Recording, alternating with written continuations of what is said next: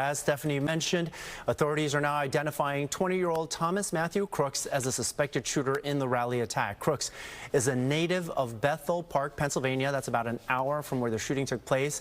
And he appears to have no criminal record. The FBI says the family is cooperating with the investigation at this time. And joining us now is Fox 5's Kendall Green. He's got the latest on what we are learning about the suspect's background and the questions surrounding security efforts leading up to the deadly shooting and what's being investigated as an attempted assassination of Donald Trump. Kendall.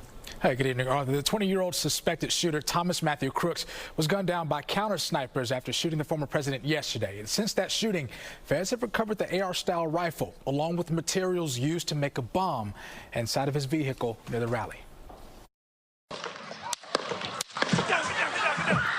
Just one day after an attempt to assassinate former President Donald Trump, the investigation into the shooter, Thomas Matthew Crooks from Bethel Park, Pennsylvania, ramps up. The 20-year-old, officials say, fired a rifle from a rooftop just over 160 yards from the former president's podium Saturday at his final rally ahead of the Republican National Convention.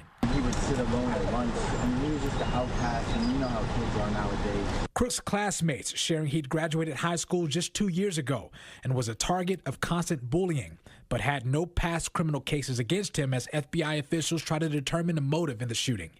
They're investigating the attempted assassination as an act of domestic terrorism, maintaining their belief Crooks acted alone. Reporting the AR-style rifle used to shoot Trump was legally purchased by the gunman's father, yet it's unknown whether he took it without his father's knowledge.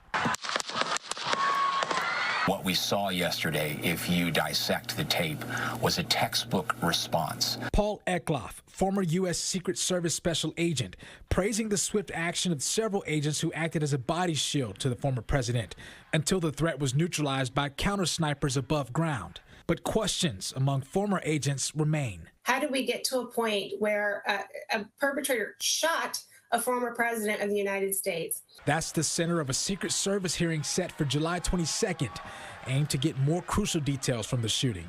Melanie Burkholder, former Secret Service agent turned politician, one of many seeking answers. Where was that manpower, and why didn't the Secret Service have that in place at that time?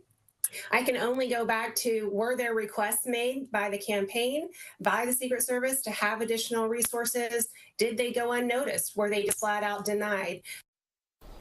Now, investigators are combing through every detail of the 2022 high school graduate's background and his social media. His political ideologies remain unclear at this moment, but it appears Crooks was a registered Republican who stayed off law enforcement's radar until this weekend. Arthur? Until now, indeed. Thank you very much, Kendall.